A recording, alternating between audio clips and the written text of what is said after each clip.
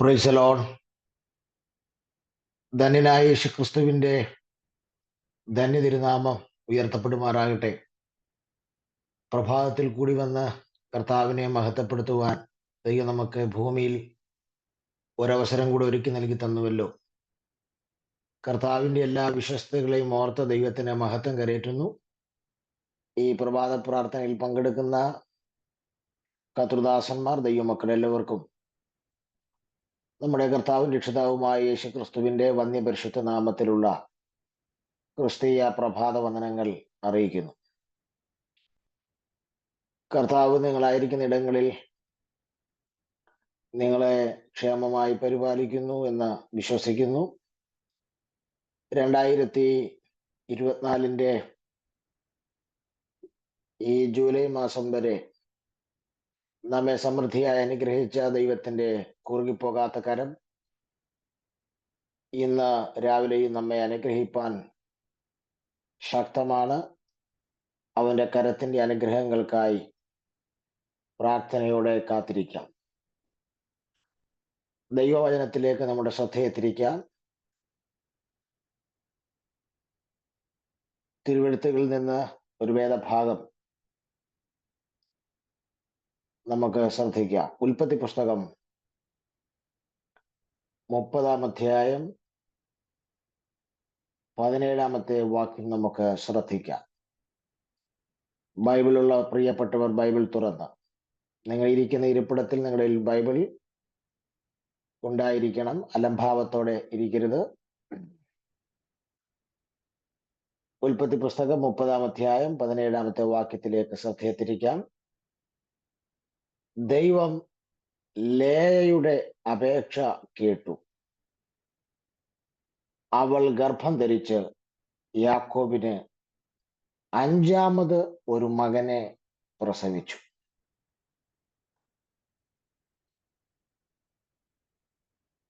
ആ വാക്യം ഒന്നുകൂടെ വായിക്കുന്നു. ദൈവം ലേയയുടെ അപേക്ഷ കേട്ടു. അവൾ ഗർഭം ധരിച്ച് യാക്കോബിന് 5ാമതൊരു മകനെ പ്രസവിച്ചു. തിരുവെഴുത്തിൽ വളരെ പ്രാധാന്യമുള്ള ഒരു സ്ത്രീയാണ് യാക്കോബിന്റെ ആദ്യ ഭാര്യയായ ലേയ. ഇന്ന് നമ്മൾ ചിന്തിക്കാൻ പോകുന്നത് ആ സഹോദരിയെ കുറിച്ചാണ്.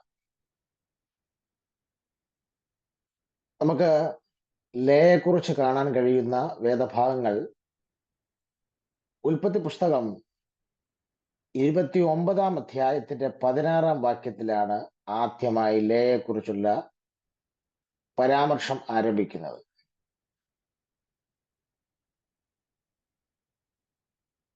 ഉൽപ്പത്തി പുസ്തകം 29-ാം അധ്യായം 16 മുതൽ 35 വരെയുള്ള വാക്യങ്ങൾക്കകത്തും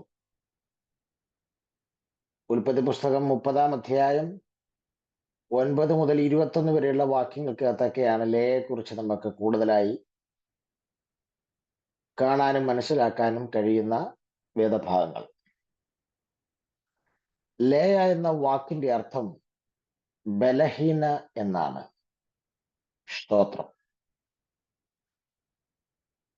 ഈ പേരിന്റെ അർത്ഥം പോലെ തന്നെ താനൊരു ബലഹീനയായതുകൊണ്ട് ജീവിതത്തിന്റെ പല മേഖലകളിലും മാറ്റി നിർത്തപ്പെട്ടവളും പരിഗണന ലഭിക്കാതെ പോയവളുമാണ് ലേയ.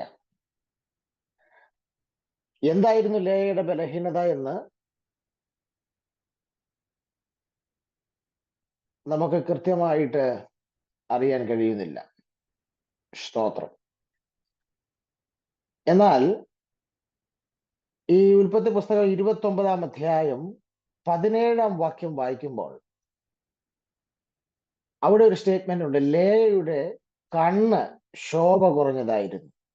റാഹേലോ സുന്ദരിയും മനോഹര രൂപിണിയുമായിരുന്നു. അപ്പോൾ കണ്ണിന് ശോഭ കുറഞ്ഞവൾ ആയിരുന്നു എന്നതായിരിക്കാം ലേയയുടെ ബലഹീനത.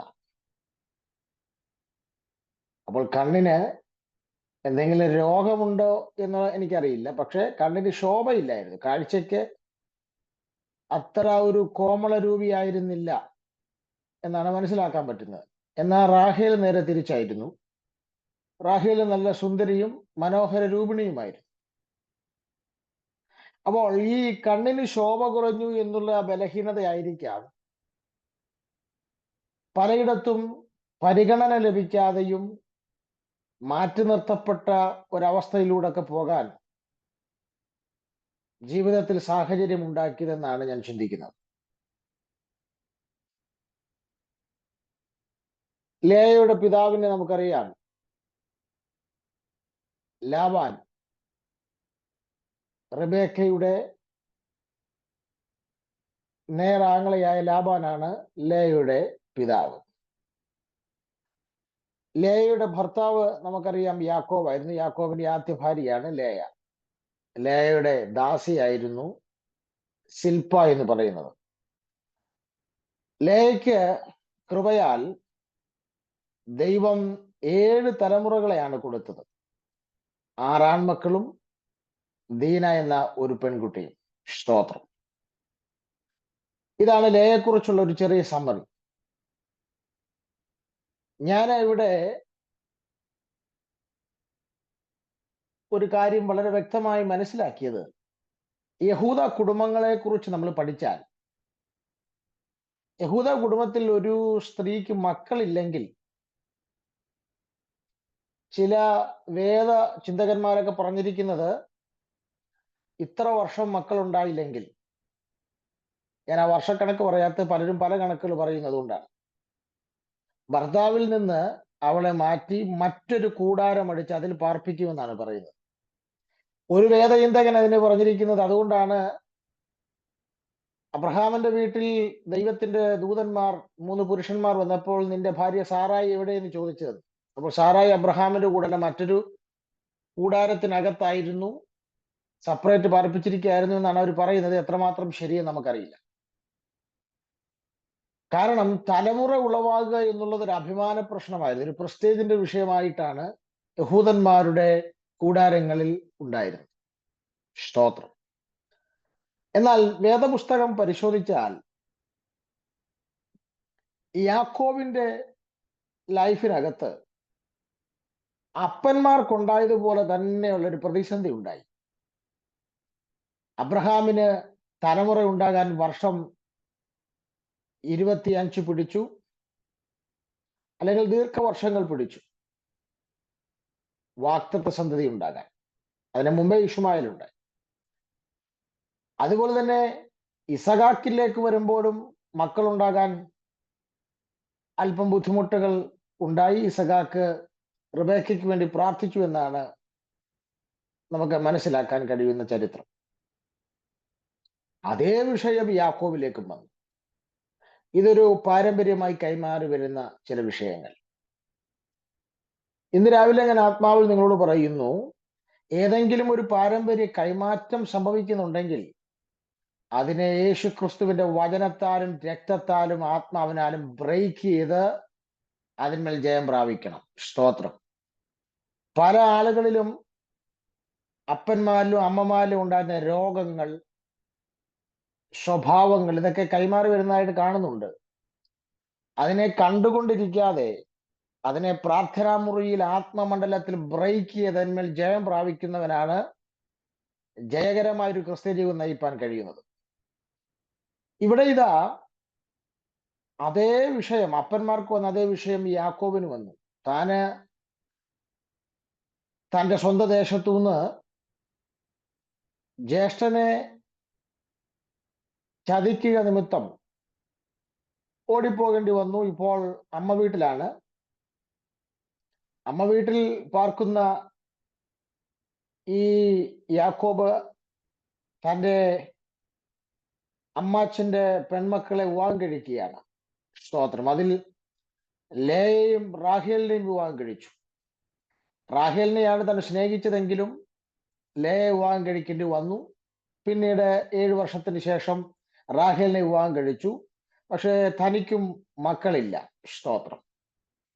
അങ്ങനെ ഇരിക്കുമ്പോഴാണ് ദൈവത്തിന്റെ ഒരു പ്രത്യേക ഇടപെടൽ ഉണ്ടായി. ഇടപെടൽ എന്താണെന്ന് ചോദിച്ചാൽ, സ്തോത്രം, യാക്കോബ് സ്നേഹിച്ചത് റാഹേലിനെയാണ്, ലേയല്ല. കാരണം ബലഹീനതയുള്ളവളെ യാക്കോബ് സ്നേഹിച്ചില്ല. അപ്പനും സ്നേഹിച്ചത് റാഹേലിനെയാണ്, ലേയല്ല. കാരണം ഒരിക്കലും ഇഷ്ടമല്ലാത്ത ഒരാളെ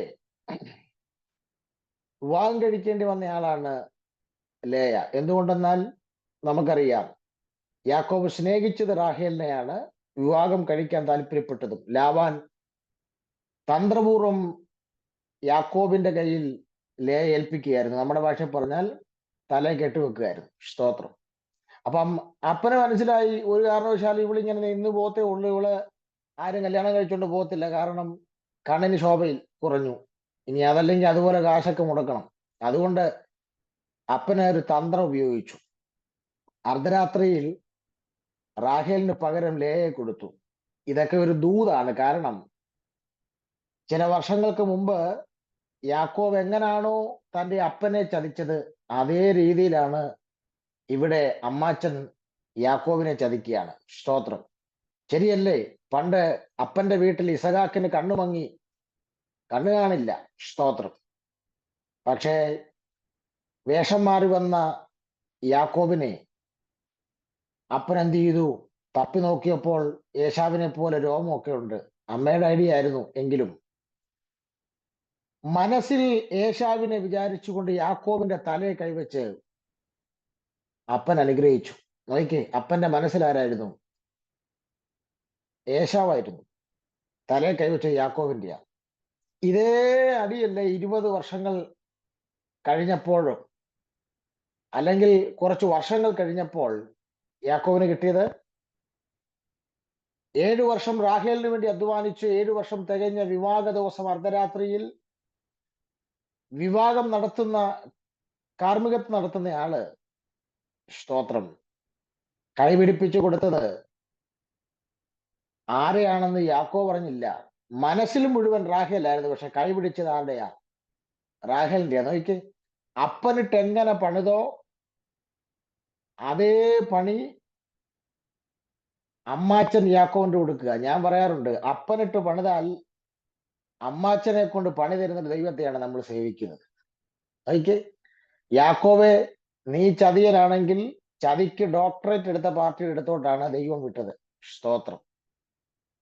അതുകൊണ്ട് സ്ഥലം സഭയിലെ ശുശ്രൂഷകന്മാർക്കിട്ടൊക്കെ പാര വെക്കുന്നവരൊക്കെ ഓർത്തോണം, അപ്പനാണ് നിങ്ങളുടെ, അപ്പന്റെ സ്ഥാനമാണ്.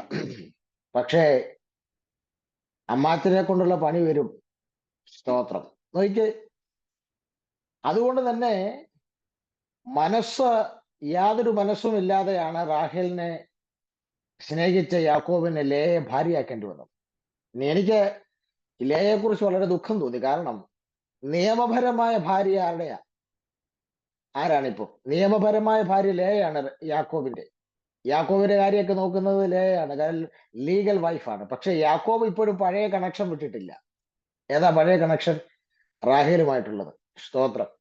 പലയിടത്തും നിയമപരമായിട്ടൊന്നും വരുന്നുണ്ട്, പക്ഷെ കണക്ഷനുകൾ വിടാത്ത പുള്ളികളുണ്ട്. നോക്കിക്കേ, ഞാൻ നിങ്ങളുടെ കാര്യമൊന്നുമല്ല പറഞ്ഞ, ആവശ്യമില്ലാത്ത ദൂരം എടുക്കരുത്. സ്തോത്രം. ഞാൻ ഇതിനകത്തെ ചില സംഭവങ്ങൾ പറഞ്ഞതാ. വീണ്ടും 7 വർഷം അധ്വാനിച്ച് യാക്കോബ് റാഹേലിനെ കൂടെ സ്വന്തമാക്കി. അപ്പൊ നിങ്ങൾ ഓർത്തു നോക്കണം, ആ റാഹേലിനോടുള്ള സ്നേഹത്തിന്റെ ആഴം. 7 വർഷമൊന്നും പുള്ളിക്കൊരു സെക്കൻഡുകൾ പോലെയോ ദിവസങ്ങൾ പോലെയൊക്കെയാണ് പുള്ളിക്ക് തോന്നി, ആ സ്നേഹത്തിന്റെ ആഴം കൊണ്ട്. പക്ഷെ അതുകൊണ്ട് തന്നെ ബലഹീനയായതിന്റെ പേരിൽ അപ്പനിൽ നിന്ന് തിക്താനുഭവം ഉണ്ടായവളാണ് ലേയ. ഇപ്പോൾ ഭർത്താവിൽ നിന്നും തനിക്ക് പലയിടത്തും മാറ്റി നിർത്തപ്പെടേണ്ടി വന്ന, പരിഗണന ലഭിക്കാതെ പോയവളാണ് ലേയ. പക്ഷെ വേദപുസ്തകത്തിൽ ദൈവം എന്ത് ചെയ്യുന്നു ചോദിച്ചാൽ, ഇവളുടെ ചരിത്രത്തെ മാറ്റാൻ യാക്കോബിന്റെ കൂടാരത്തിൽ അപ്പൻ സ്നേഹിക്കാത്ത, ഭർത്താവ് സ്നേഹിക്കാത്ത ലേയെ ദൈവം കടാക്ഷിച്ചു. സ്തോത്രം. പുത്രസമ്പത്ത് കൊണ്ട് ദൈവം അവളുടെ തലയെ കൂടാരത്തിൽ ഉയർത്തുകയാണ്. ഇന്ന് രാവിലെ ആത്മാവ് പറയുന്നു, എവിടെങ്കിലും എന്തെങ്കിലും ബലഹീനതയുടെ പേരിൽ നിന്നെ ആരെങ്കിലും മാറ്റി നിർത്തിയിട്ടുണ്ടെങ്കിൽ, ആരെങ്കിലും നിന്നെ പരിഗണിക്കാതെ മാറി നിൽക്കെന്ന് പറഞ്ഞിട്ടുണ്ടെങ്കിൽ സംശയിക്കണ്ട. ചില കൂടാരങ്ങളുടെ ദേശങ്ങളുടെ തല ഉയർത്തുവാൻ ദൈവത്തിന്റെ കടാക്ഷം നിന്റെ കൂടാരത്തിനകത്ത് നിന്റെ മേൽ വെളിപ്പെട്ടു വരുന്ന ദിവസങ്ങളാണിതെന്ന് പരിശുദ്ധാത്മാവ് വളരെ വ്യക്തമായി ചിലരോട് ഇടപെടുകയാണ്. സ്തോത്രം. 7 മക്കളെ കൊണ്ട് ദൈവം കടാക്ഷിച്ചു. ചുരുക്കം പറഞ്ഞാൽ ലേയിലൂടെയാണ് യാക്കോബിന്റെ വംശം ആരംഭിച്ചതും യാക്കോബിന്റെ തല ഉയർത്തപ്പെട്ടതും. പക്ഷേ യാക്കോബ് ആഗ്രഹിച്ചത് റാഹേലിലൂടെ തന്റെ വംശം ആരംഭിക്കാനും തല ഉയർത്തപ്പെടാനുമാണ്. പക്ഷേ ദൈവം യാക്കോബിലൂടെയാണ് സൊസൈറ്റിയിൽ തല ഉയർത്തപ്പെടുവാൻ ഉള്ള മാർഗം, വംശം ആരംഭിക്കാനുള്ള ആരംഭം കുറിച്ചത്. കർത്താവിനോട് പറയുന്നു, ആരാണോ നിന്നെ തള്ളി നീക്കിയത് അവരുടെ തല ഉയർത്താൻ ദൈവം നിന്നെ ഒരു മുഖാന്തരമാക്കി മാറ്റും. ഇന്നലെ പറഞ്ഞ പോലെ അതാണ് ദൈവത്തിന്റെ സ്വീറ്റ് റിവഞ്ച്, മധുര പ്രതികാരം എന്ന് പറയുന്നത്. സ്തോത്രം. നോക്കുക, ഒരു കാര്യം വളരെ വ്യക്തമാണ്. നമ്മൾ ഈ യാക്കോബിന്റെ ജീവിതം നമ്മൾ പരിശോധിച്ചാൽ, സ്തോത്രം, ലേ എന്ന് പറയുന്ന സ്ത്രീക്ക് യാക്കോബ് വലിയൊരു പരിഗണന കൊടുത്തിട്ടില്ല എന്ന് ഞാൻ ചിന്തിക്കാനുള്ള ഒരു കാരണം, സ്തോത്രം, ഈ ദീർഘവർഷങ്ങൾക്ക് ശേഷം യാക്കോബും ഏശാവും തമ്മിൽ കണ്ടുമുട്ടുന്ന ഒരു ഭാഗമുണ്ട്. സ്തോത്രം. ദീർഘവർഷങ്ങൾക്ക് ശേഷം. അപ്പോൾ യാക്കോബ് എന്ത് ചെയ്തു? തനിക്ക് വലിയ താല്പര്യമില്ലാത്ത ലേയ മക്കളെയാണ് ഏറ്റവും ഫ്രണ്ടിൽ നിർത്തി. ഈ മൃഗങ്ങളെയും ഒക്കെ നിർത്തിയതിനു ശേഷം തൻ്റെ ഭാര്യമാരിൽ റാഹേലിനെയും മക്കളെ ആദ്യം നിർത്തി. അഥവാ ഏശാവ് വാളെടുത്ത് വെട്ടുവാണെങ്കിൽ ആദ്യം ആരും വെക്കോട്ടെ, ലേയ മക്കളും ഒക്കെ തീർന്നോട്ടെ എന്നുള്ള രീതിയിൽ പുള്ളി എന്ത് ചെയ്തു? മുൻപിൽ നിർത്തി. അവിടെ ആ ഒരു വിഷയം കൊണ്ട് എനിക്ക് തോന്നിയത്, സ്തോത്രം, യാക്കോബിന് ലേയോടുള്ള പരിഗണനക്കുറവും അനിഷ്ടവുമൊക്കെ ആ ഒരു സംഭവത്തിൽ നിന്ന് വളരെ വ്യക്തമാണ്. പക്ഷേ ദൈവം ആരാന്നറിയാമോ? ദൈവം ഭയങ്കര വിശ്വസ്തനാണ്. നിങ്ങൾ നോക്കിക്കേ, ഏശാവിന്റെ വാള് തന്റെ കുടുംബത്തിൽ വീഴുകയാണെങ്കിൽ ആദ്യം റാഹേലിന്റെ മക്കളുടെ ദേഹത്ത് വീഴാൻ പാടില്ല. പകരം ലേയുടെ മക്കളുടെ ദേഹത്ത് വീണിട്ട്, അവള് ബലഹീനയല്ലേ, ഒന്നാമത് ഇഷ്ടമില്ലാതെ ജീവിതത്തിൽ വന്ന ഒരാളല്ലേ എന്നോർത്താണ് വരിയിൽ ക്രമമായി നിർത്തിയത്. പക്ഷെ ദൈവം വിശ്വസ്തനാ. എന്താ? യാക്കോബ് ലേയയുടെ ആയുസിന് വില കൽപ്പിക്കാതിരുന്നപ്പോൾ ദൈവം എന്താ ചെയ്തെന്നറിയാമോ? യാക്കോബ് ഏറ്റവും സ്നേഹിച്ച റാഹേലിനേക്കാൾ ദീർഘായുസ് കൊടുത്ത് ദൈവം ലേയയുടെ ജീവിതത്തെ അങ്ങ് അനുഗ്രഹിച്ചു. സ്തോത്രം. നോയിക്ക്, യാക്കോബേ, നീ റാഹേലിനെക്കാട്ടിലും യാതൊരു പരിഗണനയും ഇല്ലാതെ ലേയയുടെ ആയുസ്സിന് വില കൊടുക്കാതെ മുൻപന്തിയിൽ തന്നെ വാള് വീഴുന്നെങ്കിൽ വീണോട്ടെന്ന് ഓർത്ത് നിർത്തിയപ്പോൾ ദൈവത്തിന്റെ പദ്ധതി എന്താ നോക്കി? റാഹേലിനെക്കാട്ടിലും ദീർഘായുസ് കൊടുത്ത് റാഹേലിനേക്കാൾ ആയുഷ്കാലം ജീവിക്കാൻ ദൈവം ലേയുടെ മേൽ കൃപ പകർന്നു. നിന്റെ ആയുസ് തീരുമാനിക്കുന്നത് ഈ ഭൂമിയിലെ ഒരു മനുഷ്യനല്ല. നിന്റെ ആയുസ് തീരുമാനിക്കുന്നത് ഇവിടുത്തെ ഒരു മന്ത്രവാദിയല്ല. നിന്റെ ആയുസ് തീരുമാനിക്കുന്നത് ഇവിടുത്തെ ഒരു മെഡിക്കൽ കോളേജിന്റെ റിപ്പോർട്ടുകളുമല്ല. യേശുവിന്റെ നാമത്തിൽ അതെല്ലാം കീറിക്കളഞ്ഞിട്ട് അത് ആര് നിന്റെ ആയുസിനെതിരെ ചലിക്കുന്നു അവർ ചിന്തിക്കാത്ത തലത്തിൽ നിനക്ക് ദീർഘായുസ് നൽകി നിന്റെ ആയുസ് എടുക്കുമെന്ന് ചിന്തിച്ച ആളുകൾ പോലും ഒടുങ്ങിപ്പോയി കഴിഞ്ഞിട്ടും നിനക്ക് ജീവിക്കാൻ ദീർഘായുസ് നൽകി തരുന്ന ഒരു ദൈവത്തെയാണ് നാം സേവിക്കുന്നത്. ഇന്ന് രാവിലെ എന്നോട് ഈ ദൂത് പറയുമ്പോൾ കർത്താവിനോട് പറയുന്നു, ആർക്കൊക്കെയോ ദീർഘായുസിന്റെ ഒരു അനോയിന്റിങ് വ്യാപരിക്കുന്നുണ്ട്, വിശ്വാസത്താൽ പ്രാപിച്ചു കൊള്ളുക. മക്കളെയും കൊച്ചുമക്കളെയും കണ്ട് അനുഗ്രഹം പ്രാപിക്കുന്ന ഒരു ദീർഘായുസിന്റെ ഒരു കൃപ ദൈവാത്മാവ് പകരുകയാണ്. സ്തോത്രം. അപ്പോൾ റാഹേലിനോട് ദൈവം ചെയ്ത ഒന്നാമത്തെ കാര്യം, കുടുംബത്തിൽ പുത്രസമ്പത്ത് കൊടുത്ത് ആദ്യം കടാക്ഷിച്ചത് അവളെയാണ്. സ്തോത്രം. എന്തുകൊണ്ടാണ് അങ്ങനെ ചെയ്തതെന്നറിയാമോ? നിങ്ങൾ ആ ഭാഗം വായിച്ച 29-ാം അധ്യായത്തിലേക്ക് വന്ന് അതിന്റെ സ്തോത്രം 31-ാമത്തെ വാക്യം ആരംഭിക്കുകയാണ്. അവിടെ തുടങ്ങുന്നത് ലേയ അനിഷ്ടയെന്ന് കണ്ട്. നോക്കിക്കേ, ആര് കണ്ടു? ലേയ അനിഷ്ടയെന്ന് യഹോവ കണ്ടപ്പോൾ അവരുടെ ഗർഭത്തെ തുറന്നു. നോക്കിക്കേ, റാഹേലോ മച്ചിയായിരുന്നു. അപ്പം ഭൂമിയിൽ അപ്പനും ഭർത്താവിനും സഹോദരിക്കുമൊക്കെ താൻ അനിഷ്ടയാണെന്ന് ആര് കണ്ടു? യഹോവ കണ്ടു. നീ പലയിടത്തും ഒറ്റപ്പെടുന്നതും നിന്നെ പലരും മാറ്റി നിർത്തുന്നതും നിനക്ക് പരിഗണന തരാതെ നിന്നെ പുറകിലേക്ക് തള്ളുന്നതുമൊക്കെ നീ മാത്രമേ അറിയുന്നുള്ളൂ എന്ന് നീ കരുതരുത്. നിന്റെ ഉള്ളത്തിൽ നീ ഞരങ്ങുന്നത് നീ അറിയുന്നുള്ളെന്ന് ധരിക്കരുത്. ആര് നിന്നെ അനിഷ്ട എന്ന് കണ്ടാലും, ആര് നിന്നെ ഒറ്റപ്പെടുത്തിയാലും, ആര് നിന്നെ പരിഗണന തരാതെ മാറ്റി നിർത്തിയാലും അത് കാണുന്ന ഒരു സ്വർഗം ഉയരത്തിലുണ്ട് എന്ന് വളരെ ക്ലിയർ ആയിട്ട് ആ ഭാഗം പറയുന്നു. ലേയ അനിഷ്ടയെന്ന് യഹോവ കണ്ടു. ഇന്ന് രാവിലെ നീ പലർക്കും ഇഷ്ടയല്ല, നീ പലർക്കും അനിഷ്ടയാണെങ്കിൽ നിനക്ക് വേണ്ടി ചിലത് തുറക്കാൻ പോകുകയാ. നിന്നിൽ നിന്ന് ചില ആരംഭങ്ങൾ കുറിക്കാൻ പോകുകയാ. നിന്നിൽ നിന്ന് ചില ജനനങ്ങൾ വെളിപ്പെടാൻ പോകുകയാ. ആരോടോ ദൈവാത്മാവ് പറയുന്നു, ചില കൃപാവരങ്ങളുടെ ജനനങ്ങൾ, ചില ശുശ്രൂഷയുടെ ജനനങ്ങൾ, അസാധാരണ നിയോഗങ്ങളുടെ ജനനങ്ങൾ, നിന്നെ മാറ്റി നിർത്തിയവരും അനിഷ്ട എന്ന് പറഞ്ഞവരുടെ നടുവിൽ അവർക്കൊക്കെ നീ ഇഷ്ടയാകത്തക്ക രീതിയിലുള്ള ചില ഉത്ഭവങ്ങൾ, ആരംഭങ്ങൾ, ജനനങ്ങൾക്ക് ദൈവാത്മാവ് ഇന്ന് രാവിലെ സമയം നിന്നെ ഉപയോഗിക്കാൻ പോകുന്നു എന്ന് പരിശുദ്ധാത്മാവ് ശക്തമായി ഇടപെടുകയാണ്. ഇവിടെ നിങ്ങൾ വായിച്ചു നോക്കിയാല് 4 മക്കളുടെ ചരിത്രം ഈ 32, 33, 34, അത് 35 ഈ വാക്യങ്ങളിൽ തന്റെ ആദ്യത്തെ 4 മക്കളുടെ ചരിത്രം ലേയ പറയുന്നുണ്ട്. ഈ 4 മക്കളുടെ ചരിത്രം നിങ്ങൾ ശ്രദ്ധിച്ചാൽ അത് അവളുടെ ലൈഫാണ്. 4 മക്കളുടെ ചരിത്രം. കാരണം ഈ 4 മക്കൾക്കും അവളിട്ടിരിക്കുന്ന പേര് അവളുടെ ജീവിതത്തിൽ അവൾ അനുഭവിച്ച ചില വിഷയങ്ങളുടെ ചരിത്രമാണ്. ഓക്കെ, ഒന്നാമത്തേത് നമുക്ക് നോക്കാം. സ്തോത്രം. 32 വാക്യം, ലേയ ഗർഭം ധരിച്ചൊരു മകനെ പ്രസവിച്ചു. അടുത്തത്, യഹോവ എന്റെ സങ്കടം കണ്ടു, ഇപ്പോൾ എന്റെ ഭർത്താവ് എന്നെ സ്നേഹിക്കുമെന്ന് പറഞ്ഞ് അവൾ അവന് രൂപേൻ എന്ന് പേരിട്ടു. ആദ്യത്തെ തലമുറ രൂപേൻ. എന്താണ് അവൾ പറഞ്ഞത്? യഹോവ എന്റെ സങ്കടം കണ്ടു. എന്റെ വീട്ടിൽ എന്റെ സങ്കടം കാണാൻ ആരുമില്ല. എന്റെ സങ്കടം കാണേണ്ടവർ കാണുന്നില്ല. എന്റെ ഭർത്താവ് എന്റെ സങ്കടം കാണുന്നില്ല. എന്റെ അപ്പൻ എന്റെ സങ്കടം കാണുന്നില്ല. ഞാൻ എന്റെ സഹോദരിയുടെ മുന്നിൽ നിന്നയാണ്. ആരും എന്റെ സങ്കടം കാണുന്നില്ല. പക്ഷേ യഹോവ എന്റെ സങ്കടം കണ്ടു. ദൈവാത്മാവിനോട് പറയുന്നു, സ്തോത്രം, നിന്റെ കൂടെ താമസിക്കുന്നവരും ബെഡ് ഷെയർ ചെയ്യുന്നവരും വീട് ഷെയർ ചെയ്യുന്നവരും ഒക്കെ നിന്റെ സങ്കടം കാണാതെ പോകുന്ന നിമിഷമുണ്ടാകും. പക്ഷേ നിന്റെ സങ്കടം കൃത്യമായി കാണുന്ന ഒരു ദൈവത്തെയാണ് ഇന്ന് രാവിലെ ഞാൻ പ്രസംഗിക്കുന്നത്. അവൻ സാധാരണക്കാരനല്ല, അവൻ എൽ ഷദായിയാണ്. ഇരിക്കുന്ന ഇരിപ്പിൽ ഇരുന്നു കൊണ്ട് വാ തുറന്ന് പറ, അവൻ എൽ ഷദായിയായ ദൈവമാണ്. സ്തോത്രം. നോക്കുക, എന്നിട്ട് അവൾ അവളുടെ അനുഭവം പറയുകയാണ്.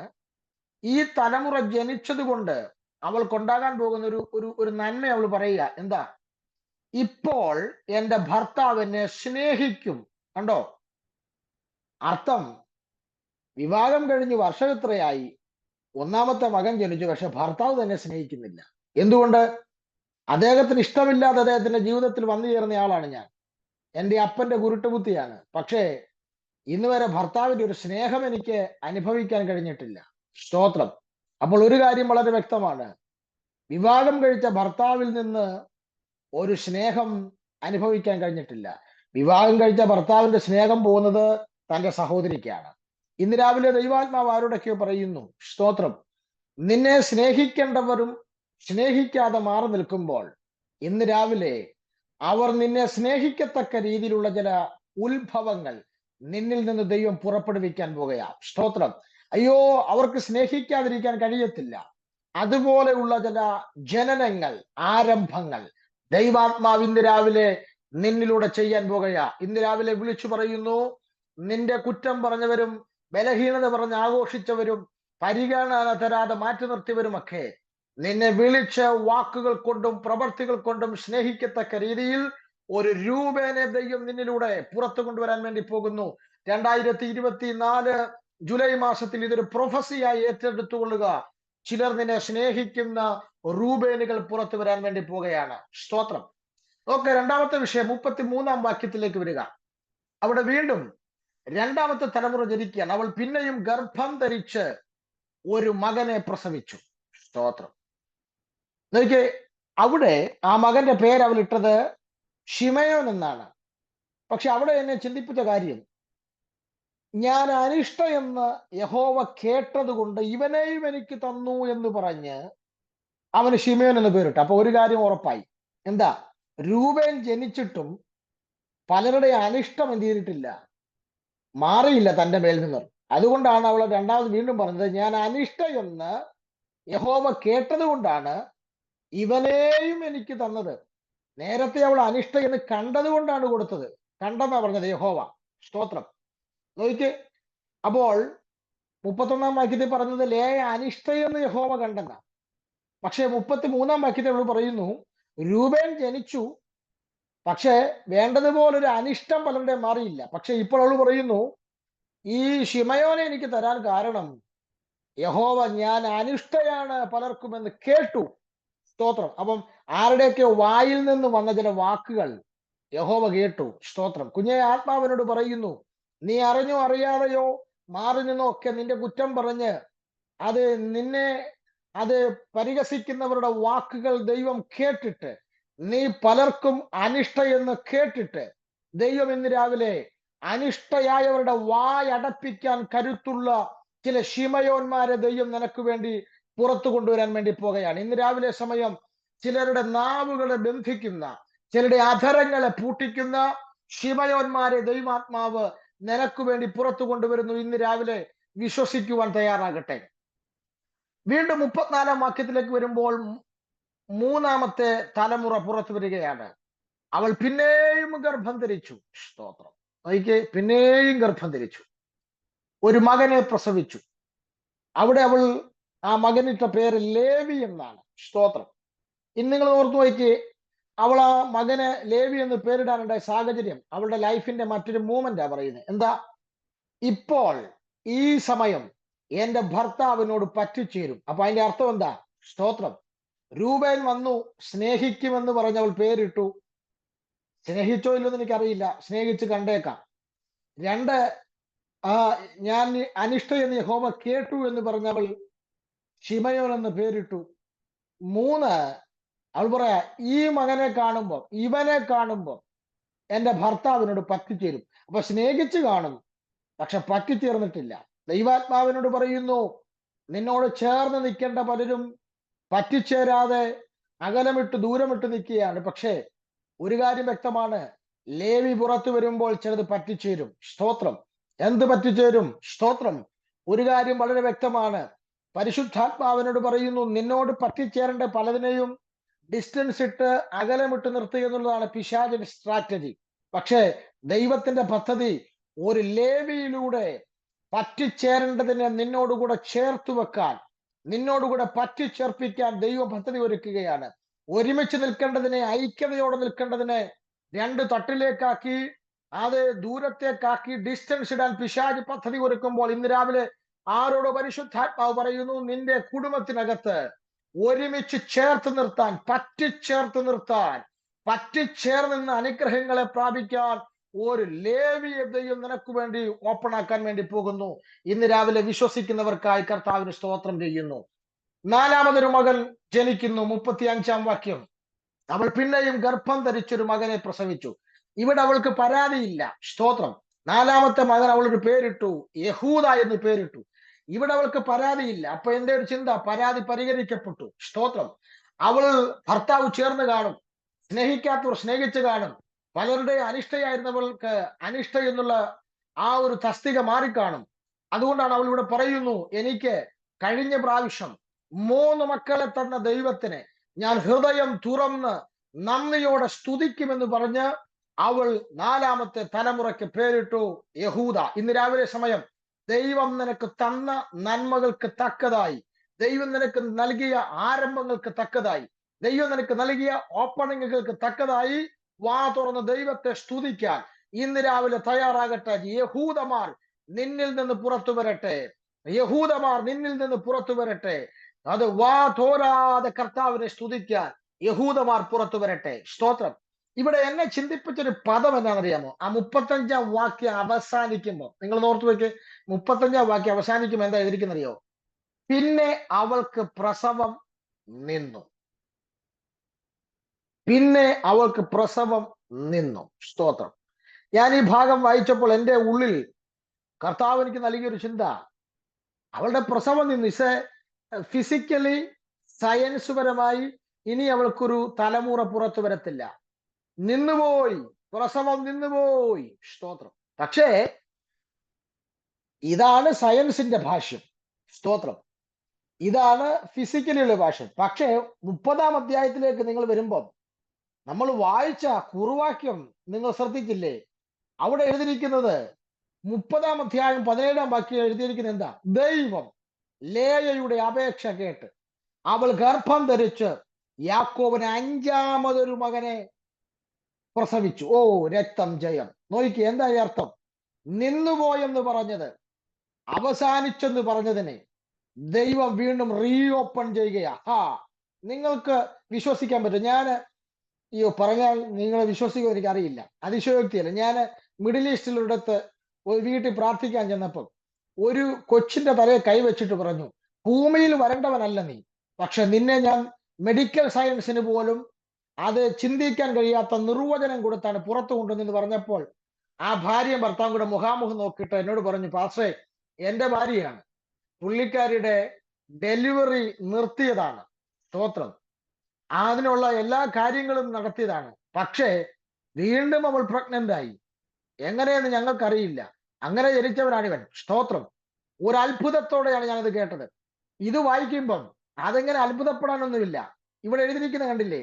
ലേയയുടെ പ്രസവം നിന്നുപോയി, പക്ഷേ അവളുടെ അപേക്ഷ കേട്ടപ്പോൾ ദൈവം നിർത്തിയതിനെ റീഓപ്പൺ ചെയ്യുകയാണ്. ദൈവാത്മാവ് എന്നോട് വളരെ വ്യക്തമായി പറയുന്നു, ലോകത്തിന് അതിശയം വരുന്ന, നിങ്ങൾക്ക് വിശ്വസിക്കാമെങ്കിൽ വിശ്വസിച്ചോ, ചെങ്കടൽ വറ്റിച്ച ദൈവമാണ് നമ്മുടെ ദൈവമെങ്കിൽ, യോർദാനെ വറ്റിച്ചവനാണ് നമ്മുടെ ദൈവമെങ്കിൽ, സയൻസ് അല്ല അവസാനത്തെ വാക്കെങ്കിൽ, ഇന്ന് രാവിലെ വിശ്വസിക്ക്, നിന്നുപോയ ചിലതൊക്കെ നിനക്ക് വേണ്ടി റീഓപ്പൺ ചെയ്യാൻ വേണ്ടി പോകുകയാണ്. ഇനി സംഭവിക്കത്തില്ലെന്നും അത് പ്രാപിക്കത്തില്ലെന്നും വെളിപ്പെടുകയില്ലെന്നും പറഞ്ഞ് ബുദ്ധിയും വ്യക്തികളും മാറ്റി നിർത്തിയ മേഖലകളിൽ ദൈവാത്മാവ് നിനക്ക് വേണ്ടി ചില അനുഗ്രഹത്തിന്റെ റീഓപ്പണിങ്ങുകൾ, ചില ശുശ്രൂഷയുടെ റീഓപ്പണിങ്ങുകൾ, ചില അസാധാരണമായ മിനിസ്ട്രിയുടെ റീഓപ്പണിങ്ങുകൾ ദൈവാത്മ കൽപ്പിക്കാൻ പോകുന്നു. ഫിസിക്കലി, അത് മെന്റലി ഉള്ള ചില അസാധാരണകരമായ നിന്നുപോയെന്ന് പറഞ്ഞ ഓപ്പണിംഗ് കർത്താവ് കൽപ്പിക്കുകയാണ്. പിശാച് പറഞ്ഞു, നിന്റെ പ്രാർത്ഥനാ ജീവിതം നിന്നുപോയി, നിന്റെ ശുശ്രൂഷ നിന്നുപോയി, ഇനി നിനക്കൊരു നന്മ ഉണ്ടാകത്തില്ല, ഇവിടം കൊണ്ട് തീർന്നു എന്ന് പറഞ്ഞ് സാത്താൻ എൻഡ് ചെയ്തെന്ന് പറഞ്ഞത്, ബ്ലോക്ക് ചെയ്തെന്ന് പറഞ്ഞെടുത്തു എന്നൊക്കെ പരിശുദ്ധാത്മാവ് പറയുന്നു. അപേക്ഷിക്കാൻ നിനക്ക് മനസ്സുണ്ടെങ്കിൽ, അത് ദൈവത്തോട് ചോദിക്കാം, നിന്റെ അതരത്തിൽ വാക്കുകൾ ഉണ്ടെങ്കിൽ, നിർത്തിയ ചിലതിനെ ദൈവം നിനക്ക് വേണ്ടി ചരിത്രങ്ങളിൽ നിന്നെ അത്ഭുതമാക്കിക്കൊണ്ട് ദൈവം നിനക്ക് വേണ്ടി ചിലതിനെ ഓപ്പൺ ചെയ്യിക്കാൻ പോകുന്നു. ഇന്ന് രാവിലെ നമ്മുടെ ദൈവത്തിന്റെ പേര്, അവൻ എക്സ്ട്രാ ഓർഡിനറിയുടെ ദൈവമാണ്. സ്തോത്രം. അവൻ അസാധാരണക്കാരനായ ദൈവമാണ്. നോക്കുക, എന്നെ ഇവിടെ ചിന്തിപ്പിച്ചത് ഇത് തന്നെയാണ്. സ്തോത്രം. നിന്നുപോയി, പക്ഷേ ദൈവം റീ ഓപ്പണിംഗ് ചെയ്യുകയാണ്. സ്തോത്രം.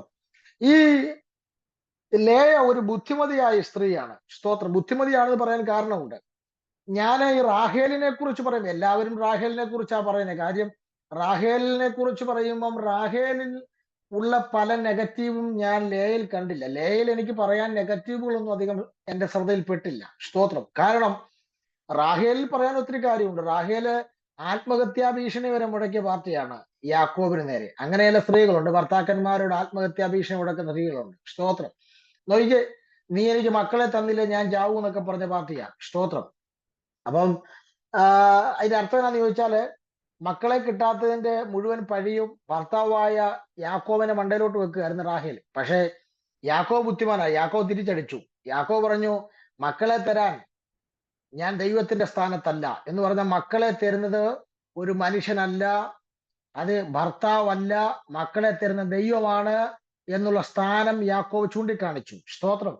കാരണം വേണമെങ്കിൽ റാഹേലിനിട്ട് വാക്കുകൾ കൊണ്ട് കുത്താമായിരുന്നു യാക്കോബിന്. യാക്കോബ് കുത്തിയില്ല. കാരണം ഈ മക്കളെ തരുവാൻ എന്ന് പറയാൻ കാരണം എന്താണെന്ന് ചോദിച്ചാൽ, ഈ യാക്കോബിന് വേറെ മക്കളുണ്ട് ലേയിലൂടെ, പക്ഷെ റാഹേലിലൂടെയാണ് മക്കളില്ലാത്തത്. സ്തോത്രം. പക്ഷേ ഒരു കാര്യം വ്യക്തമാണ്, ദൈവം അത് യാക്കോബിന് ഒരു അത്ഭുതം ചെയ്ത് അത് പിന്നീട് റാഹേലിലൂടെയും മക്കളെ കൊടുത്തു. എന്നാൽ ഇവളൊരു ബുദ്ധിമതിയാന്ന് പറയാൻ കാര്യം, തന്റെ മകൻ ഒരു ദൂതായിപ്പടം കൊണ്ടുവന്ന് റാഹേലിന് കൊടുത്തു. സ്തോത്രം. നിങ്ങൾ ആ 30-ാം അധ്യായം 16-ാം വാക്യം വായിച്ചാൽ മനസ്സിലാകാൻ കഴിയുന്നുണ്ട്. സ്തോത്രം. ഒരു ദൂതായിപ്പടം തന്റെ മകൻ കൊണ്ടുവന്ന് റാഹേലിന് കൊടുത്തു. ആ ദൂതായിപ്പടത്തിന് പകരമായി ബുദ്ധിയോടെ ഭർത്താവിനെ തന്റെ കൂടെ ശയിക്കാൻ കൊണ്ടുവന്നവളാണ് റാഹേൽ. ലേയ. അവൾ ബുദ്ധിമതിയാണ്. സ്തോത്രം. അങ്ങനെയാണ് ഇവൾക്ക് ഇവിടെ വീണ്ടും 5ാമത് ഒരു തലമുറ ഉണ്ടാകുന്നത്. വീണ്ടും 2 മക്കളോട് ഉണ്ടായി. അങ്ങനെ 7 തലമുറകൾക്ക് മാതാവാണ് അവൾ. എനിക്ക് അതിനേക്കാൾ ഇഷ്ടം എന്താണെന്ന് ചോദിച്ചാൽ യേശുക്രിസ്തുവിന്റെ വംശത്തിന്റെ മാതാവ് എന്നാണ് ഞാൻ അവളെ വിശേഷിപ്പിക്കുന്നത്. കാരണം യഹൂദ ഗോത്രത്തിൽ നിന്ന് യേശുക്രിസ്തു ജനിക്കുമ്പോൾ ആ യഹൂദയുടെ മാതാവായി വെളിപ്പെട്ടു വന്നത് ലേയാണ്. ആ പദവി അസാധാരണ പദവിയാണ്. സ്തോത്രം. എന്ന് മാത്രമല്ല, ഇസ്രായേൽ ഗ്രഹം പണിയാൻ ദൈവം തിരഞ്ഞെടുത്ത 2 പേരിൽ റാഹേലിനൊപ്പം നിൽക്കാൻ ദൈവം തിരഞ്ഞെടുത്തത് ലേയാണ്. ഇന്ന് രാവിലെ ദൈവാത്മാവിനോട് പറയുന്നു, അവഗണിച്ചവരും പരിഗണന തരാത്തവരുടെ നടുവിൽ കർത്താവിനോട് ചില ഗ്രഹങ്ങൾ പണിയാൻ ദൈവം നിന്റെ മേലൊരു തെരഞ്ഞെടുപ്പ് പകരാൻ പോവുകയാണ്. സ്തോത്രം. പലർക്കും പണിയാത്ത ചിലത് പണിതെടുക്കാൻ ദൈവം നിന്നെ ഉപയോഗിക്കാൻ വേണ്ടി പോവുകയാണ്. ഇന്ന് രാവിലെ എത്ര പേർ വിശ്വസിക്കുന്നുണ്ട്? അത് മാറ്റി നിർത്തുന്നവർ മാറ്റി നിർത്തട്ടെ, അവഗണിച്ചവർ അവഗണിക്കട്ടെ. പക്ഷെ നിന്നെ കൊണ്ട് ദൈവത്തിന് ചിലതൊക്കെ പണിയിക്കാനുണ്ട്. സ്തോത്രം. നിന്നെ കൊണ്ട് ദൈവത്തിന് ചിലതൊക്കെ പണിയിക്കാനുണ്ട്. നിങ്ങൾ നോക്കിയേ, റാഹേലിനെ മാത്രമല്ല, റാഹേലും ലേയുമല്ലോ ഇസ്രായേൽ ഗ്രഹം പണിത് എന്ന് രൂത്തിന്റെ പുസ്തകത്തിൽ വായിക്കുന്നത് പോലെ ഇന്ന് രാവിലെ സമയം ദൈവാത്മാവിനോട് പറയുന്നു, ചില പണിയാനുള്ള ഒരു അഭിഷേകം കൂടെ ദൈവം നിനക്ക് തരികയാണ്. എന്ന് പറഞ്ഞാൽ ഞാൻ ഇങ്ങനെ പറയും, പണ്ട് KC ജോൺ സാർ പ്രസംഗത്തിൽ പറയുന്ന ഒരു പദം കടമെടുത്ത് പറയാം. അധികം മുറിവുള്ളവന് അധികം എണ്ണ. സ്തോത്രം. അധികം മുറിവ് നിനക്കുണ്ടോ, അധികം അഭിഷേകം നിനക്ക് തരും. അധികം അഭിഷേകം നിനക്കുണ്ടോ, അധികം എണ്ണ നിനക്കുണ്ട്. സ്റ്റേജിൽ നിന്ന് വലിയ ശുശ്രൂഷ ചെയ്യുന്നവരുടെ പിന്നാമ്പുറങ്ങൾ പരിശോധിച്ചാൽ അവരുടെ മുറിവുകൾ അധികമാണ്. സ്തോത്രം. അധികം മുറിവുള്ളവൻ അധികം എണ്ണയെങ്കിൽ, അധികം അഭിഷേകമെങ്കിൽ കർത്താവിനോട് പറയുന്നു, അധികം നീ അപമാനിക്കപ്പെട്ടിട്ടുണ്ടെങ്കിൽ, അധികം നീ നിന്ദിക്കപ്പെട്ടിട്ടുണ്ടെങ്കിൽ, അധികം നീ വെറുക്കപ്പെട്ടിട്ടുണ്ടെങ്കിൽ, അതിനെ മുഴുവൻ അത് ക്ലേശിപ്പിച്ചതിനും അതിനെ ദുഃഖിപ്പിച്ചതിനും എല്ലാം പകരമായിട്ട് അധികം നിനക്ക് നന്മ തന്ന്, അധികം ഉയർച്ച തന്ന്, അധികം വഴികൾ തന്ന്, അധികം ശുശ്രൂഷ നൽകി തന്ന്, അധികമായിട്ടുള്ള തിരഞ്ഞെടുപ്പുകൾ നൽകി തന്ന് നിന്നെ മാനിക്കാം ദൈവം ശക്തനാണെന്ന് ഇന്ന് രാവിലെ പരിശുദ്ധാത്മാവ് വളരെ വ്യക്തമായി ഇടപെടുന്നു. അത് മാത്രമല്ല, എന്നെ ചിന്തിപ്പിച്ചൊരു ഒരു ഒരു ഒരു ഒരു ഗൗരവമേറിയ വിഷയം. സ്തോത്രം. അത് വളരെ ഗൗരവമുള്ള ഒരു കാര്യം. ഈ സ്തോത്രം, ലേയ അവളുടെ മരണം നിങ്ങൾ ശ്രദ്ധിച്ചാൽ മനസ്സിലാക്കാൻ കഴിയും. കനാൻ നാട്ടിൽ വെച്ച് നിത്യതയിൽ ചേർക്കപ്പെടുന്നതായിട്ടാണ് നമുക്ക് കാണാൻ വേണ്ടി കഴിയുന്നത്. സ്തോത്രം. കനാൻ നാട്ടിൽ വെച്ച് അവൾ നിത്യതയിൽ ചേർക്കപ്പെടുകയാണ്. സ്തോത്രം. ഒന്നുകൂടെ ഗൗരവമായി ഞാൻ എടുത്തു പറഞ്ഞാൽ, സ്തോത്രം, സാറായും റിബേക്കയും ലേയയും അടക്കിയത് മക്പേല ഗുഹയിലാണ്. റാഹേലിന് ആ ഭാഗ്യം ലഭിച്ചില്ല. അയ്യോ, നോക്കിയ റാഹേലിന്റെ മരണം എങ്ങനെയായിരുന്നു? എഫ്രാത്തിലേക്കുള്ള വഴിയിൽ വെച്ച് മരിക്കായിരുന്നു. വഴിയിൽ തീരുകയായിരുന്നു റാഹേൽ. റാഹേലിന് അബ്രഹാമും ഇസഹാക്കും യാക്കോബും പൂർവ്വപിതാക്കന്മാരെ അടക്കിയ കനാൻ നാട്ടിലെ മക്പേല എന്ന് പറയുന്ന ഗുഹയിൽ അടക്കപ്പെടാൻ കഴിഞ്ഞില്ല. ഉൽപ്പത്തി 49:31 വായിക്കുമ്പോൾ അവളെ അടക്കിയത് കനാനിൽ പിതാക്കന്മാരോട് കൂടെയാണ്. അയ്യോ, റാഹേലിന് ലഭിക്കാത്ത അസാധാരണ ഭാഗ്യം ഇതാ ലേയയിൽ വരികയാണ്. ഇന്ന് രാവിലെ എനിക്കറിയത്തില്ല, ഞാൻ എങ്ങനെ വായിച്ചു നോക്കിയിട്ടും റാഹേലിന്റെയും ലേയയും കൂടെ ഒരു തട്ടിൽ വെച്ചാൽ ഭാഗ്യങ്ങളുടെ തട്ട് കുറച്ച് കൂടുതൽ, സ്തോത്രം, ലേയയില വന്നിരിക്കുന്നത്. സ്തോത്രം. റാഹേലിലൂടെ ദൈവത്തിന്റെ പദ്ധതികൾ ഉണ്ടായി, യോസഫ് വന്നൊക്കെ. പക്ഷേ ഭാഗ്യങ്ങളുടെ തട്ടുക, യേശു ക്രിസ്തുവിന്റെ വംശം വെളിപ്പെട്ടതും ക്രിസ്തു വെളിപ്പെട്ടത് ഉൾപ്പെടെ നോക്കിയാൽ അല്പം തട്ടു പൊങ്ങിയിരിക്കുന്നു ലേയ. എന്തുകൊണ്ട്? ഒരു കാലത്ത് ബലഹീനയായിരുന്നു, വെറുക്കപ്പെട്ടവളായിരുന്നു, അവഗണിക്കപ്പെട്ടവളായിരുന്നു. ഇതാ ദൈവം ഏറ്റവും വെറുക്കപ്പെട്ടവൾക്ക് ഏറ്റവും നന്മ കൊടുത്ത് ആദരിക്കുന്ന ദൈവം. കണ്ണുകളടയ്ക്കാൻ പ്രാർത്ഥിക്കാം. ഇന്ന് രാവിലെ സമയം ദൈവാത്മാവ് അതിശക്തമായി ഇടപെട്ടിരിക്കുകയാണ്. നിങ്ങൾക്ക് ആവശ്യമുള്ള ദൂത് ആ ഭാഗത്തിനകത്തുനിന്ന് കർത്താവ് നൽകിയിട്ടുണ്ട്. തലകൾ വണക്കാം, പ്രാർത്ഥിക്കാം. മഹാദൈവമേ, സ്വർഗസ്ഥ പിതാവേ, ഞങ്ങൾക്ക് ഇന്ന് രാവിലെ സമയം നൽകി തന്ന അരുളപ്പാടുകൾക്കായി സ്തോത്രം ചെയ്യുന്നു. ലേയെ പോലെ എവിടെയൊക്കെയോ ഞങ്ങളുടെ ലൈഫിൽ, ഞങ്ങളുടെ അൺകോൺഷ്യസ് മൈൻഡിൽ പലയിടത്തും ഞങ്ങൾ മുറിവേറ്റവരായി കിടക്കുന്നുണ്ട്. അനിഷ്ടയാക്കപ്പെട്ടും മാറ്റി നിർത്തപ്പെട്ടും ഒക്കെ പലയിടത്തും പരിഗണന ലഭിക്കാതെ പോയ മുറിവുകൾ ഞങ്ങളുടെ ഉള്ളിലുണ്ട്. എന്നാൽ ഞങ്ങൾക്ക് ലഭിച്ച മുറിവിനനുസരിച്ചുള്ള നന്മ തന്ന് ആദരിക്കുന്ന ഒരു ദൈവമുണ്ടെന്ന് ഇന്ന് രാവിലെ സമയം കേൾപ്പാൻ കർത്താവ് ഞങ്ങളെ സഹായിച്ചതിനായി സ്തോത്രം. ഈ പ്രിയപ്പെട്ടവരെ ബ്ലസ് ചെയ്ത് പ്രാർത്ഥിക്കുന്നു. ഇന്നത്തെ പകൽ അവരുടെ ലൈഫിനകത്ത് ഒരു എക്സ്ട്രാ ഓർഡിനറി ഡേ ആയിത്തീരേണ്ടതിനായി പ്രാർത്ഥിക്കുന്നു. സകല മഹത്വം കർത്താവിന്. പ്രാർത്ഥന കേട്ടതിന് സ്തോത്രം. അത്ഭുതം ചെയ്താട്ട് യേശു ക്രിസ്തുവിൻ ധന്യമുള്ള നാമത്തിൽ തന്നെ ആമേൻ. കർത്താവ് പ്രാർത്ഥനയും യാതനയും കേട്ടതിനായി സ്തോത്രം ചെയ്യാം. സ്തോത്രം, സ്തോത്രം, സ്തോത്രം. പിതാവായ ദൈവത്തിന്റെ സ്നേഹം, പുത്രനായ യേശു ക്രിസ്തുവിന്റെ കൃപ നമ്മെ ആശ്വസിപ്പിച്ചു വഴി നടത്തുന്ന പരിശുദ്ധാത്മാവിന്റെ സംസർഗവും കാവലും കൂട്ടായ്മയും പ്രാർത്ഥിച്ച വിഷയങ്ങളോടും കേട്ട വചനത്തോടും പിരിയുന്ന നാം ഓരോരുത്തരോടും ദൂരത്തും ചാരത്തുമുള്ള സമശിഷ്ടങ്ങളോടും കർത്താവായ യേശു ക്രിസ്തുവിന്റെ രണ്ടാമത്തെ മേഘപ്രത്യക്ഷത വരെ ഇന്നും എന്നേക്കും ഉണ്ടായിരിക്കുമാറാകട്ടെ. ആമേൻ. ഇന്ന് രാവിലെ സമയം നമുക്ക് യേശു ക്രിസ്തു മുഖാന്തരം ജയം നൽകിയ പിതാവായ ദൈവത്തിന് ശക്തിയോടെ സ്തുതിച്ചാട്ട്. Hallelujah, hallelujah, hallelujah. അങ്ങ് കർത്താവായ യേശുവേ വേഗം വരണമേ. ഞാന് ദൈവം അനുവദിച്ചാൽ സ്തോത്രം 2 ദിവസം കോയമ്പത്തൂരായിരിക്കും, വെള്ളി ശനി ദിവസങ്ങളിൽ. ആ ദിവസങ്ങളിലെ പ്രഭാത പ്രാർത്ഥനയിൽ പങ്കെടുക്കാൻ കഴിയുമെന്ന് എനിക്കറിയില്ല. നമ്മൾ സഹോദരന്മാർ ദൈവവചന ശുശ്രൂഷയ്ക്കായി തയ്യാറാകണമെന്ന് റിക്വസ്റ്റ് ചെയ്യുന്നു. കർത്താവ് നമ്മെ സഹായിക്കട്ടെ. God bless you and thank you.